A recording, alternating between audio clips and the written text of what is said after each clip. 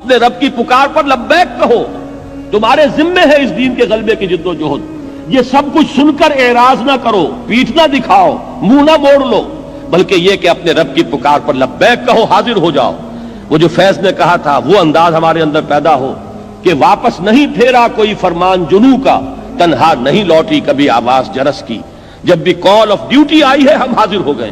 تو اللہ تمہیں پکار رہا ہے، تمہارا خالق اور تمہارا مالک، کہ اس کے دین کی اقامت کے لیے اپنے آپ کو لگا دو۔ تو آپ کہاں جا رہے ہو؟ استجیبوا لربکم من قبل ان یاتی یوم لا مرد له من اللہ، اپنے رب کی اس پکار پر لبیک کہو اس سے پہلے کہ وہ دن آ جائے کہ پھر جس کو لوٹانے والا کوئی نہیں ہوگا۔ جب وہ گھڑی آ جائے گی موت کی، اس کے بعد کوئی نہیں ہے کہ جو آپ کو اس سے ایک دن کے لیے بھی مزید مہلت لے کر دے دے۔ وہ دن جب آئے گا تو کوئی ٹالنے والا نہ ہوگا۔ اس سے پہلے اپنے رب کی اس پکار پر لبیک کہو۔ اب جب کوئی شخص یہ طے کر لیتا ہے تو اب سمجھنے کی بات ہے کہ اس کے لیے کیا لازمی اوصاف ہے اس جد و جہد کے لیے۔ ان میں اب آپ نوٹ کیجئے گا کہ یہاں کی ترتیب اب اپنی ترتیب ہے۔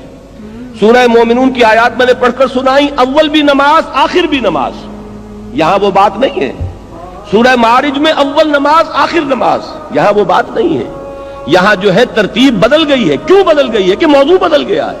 یہ اقامت دین کی جد و جہد کے جو لازمی اوصاف ہیں وہ موضوع ہے یہاں پر، انفرادی سیرت و کردار کے اوصاف نہیں ہیں، اور اس اعتبار سے ترتیب بدل جائے گی۔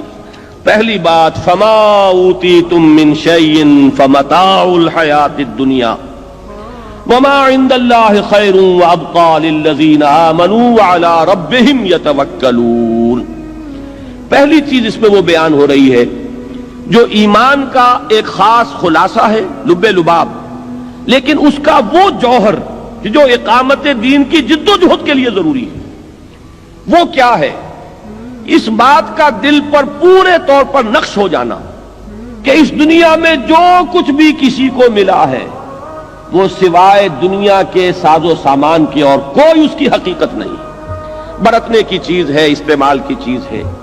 اگر کہیں دنیا کی کسی شے کے لیے نگاہوں کے اندر کوئی قدر، اس کی کوئی عظمت، اس کی کوئی محبت، اس کے لیے کوئی طلب، اگر یہ چیز پیدا ہو جائے تو اقامت دین کی جد و جہد کی طرف پہلا قدم بھی نہیں اٹھے گا۔ گاڑی نوک کرے گی، چلنا چاہیں گے آپ جو ہے گیس دے رہے ہیں، گاڑی نہیں چلے گی، اس لیے کہ جب تک ایک انسان کی کیفیت یہ نہ ہو جائے جس کو کہ ایک حدیث میں کہا گیا ہے کہ دنیا و ما فیہا مچھر کے پر کے برابر نظر آئے۔ یہ بات جو حضور نے استعمال فرمائی کہ اللہ کی نگاہ میں اس دنیا و ما فیہا کی حیثیت مچھر کے پر کے برابر بھی نہیں ہے، اگر ہوتی تو وہ کسی کافر کو یہاں سے ایک گھونٹ پانی کا بھی نہ دیتا۔ یہاں کافر ہیں اور دنیا میں عیش کر رہے ہیں، مزے کر رہے ہیں، ساز و سامان ہے، لمبی لمبی کاریں ہیں، مشرکین ہیں، اللہ کے باغی ہیں، اللہ کو گالیاں دینے والے ہیں، شریعت کا مذاق اڑانے والے ہیں، استہزاء کرنے والے ہیں، سنت کا مذاق اڑانے والے ہیں۔ دنیا میں ان کے لیے ریل پیل ہے، ساز و سامان ہے، کوٹھیاں ہیں، کاریں ہیں، کیا نہیں ہے۔ معلوم یہ ہوا کہ اللہ کا، اگر یا تو یوں کہیے کہ اللہ کو ان سے پیار ہے، ان سے محبت ہے، اللہ نے اتنی قیمتی چیزیں ان کو دے دی ہیں۔ اللہ کہتا ہے کہ میری نگاہ میں تو ان کی مچھر کے پر کے برابر وقت نہیں ہے، میں نے یہ سب کچھ اس لیے دے دیا ہے، یہ سب کاٹ کباڑ ہے، اس کے سوا کچھ نہیں۔ یہ تو تمہاری اپنی جو ہے ویلیو سٹرکچر تمہارا ہے، تمہاری نگاہوں میں ان شے کی جو ہے ان اشیاء کی عظمت ہے، ہماری نگاہوں میں ان کی کوئی قدر و قیمت نہیں۔ ہماری نگاہ میں قدر و قیمت آخرت کی ہے۔ اور جب تک ایک بندہ مومن کا اپنا سوچنے کا انداز بالکل اس خدائی جو ہے ایک معیار اس کے ساتھ بالکل مکمل نہ ہو، لیکن ہم آہنگ تو ہو جائے، اس کے ساتھ اس کے ایک ہم آہنگی کی کیفیت پیدا ہو جائے، اگر یہ نہیں ہوگا تو اقامت دین کی جد و جہد میں انسان سمجھے گا کہ میں لگا ہوا ہوں، ساری کوشش ہو رہی ہوگی اپنے مال بڑھانے کی، اپنے ساز و سامان میں اضافے کی، اپنے سٹیٹس کو بڑھانے کی، اپنے دنیا کی بلونگنگز کے اندر اضافہ کرنے کی، اپنی کار کو لمبے سے لمبا کرنے کی۔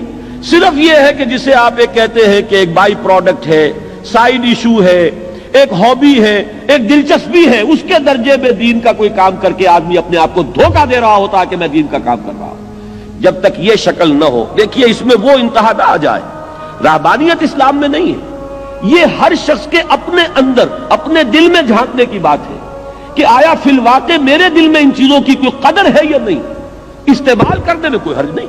فمتاع الحیات الدنیا، اس متاع الحیات دنیا کے الفاظ میں بھی وہ بات موجود ہے کہ یہ بات نہیں ہے کہ استعمال نہ کرو. کسی شخص کو اگر اللہ تعالیٰ نے کار دی ہے اور وہ اس کام اس کے ذریعے سے زیادہ کر سکتا ہے، کوئی حرج نہیں. لیکن اگر کار کی عظمت اور کار کی محبت دل میں آ گئی تو انسان مارا گیا، پھر وہ اس جد و جہد کے کام کا نہیں رہا.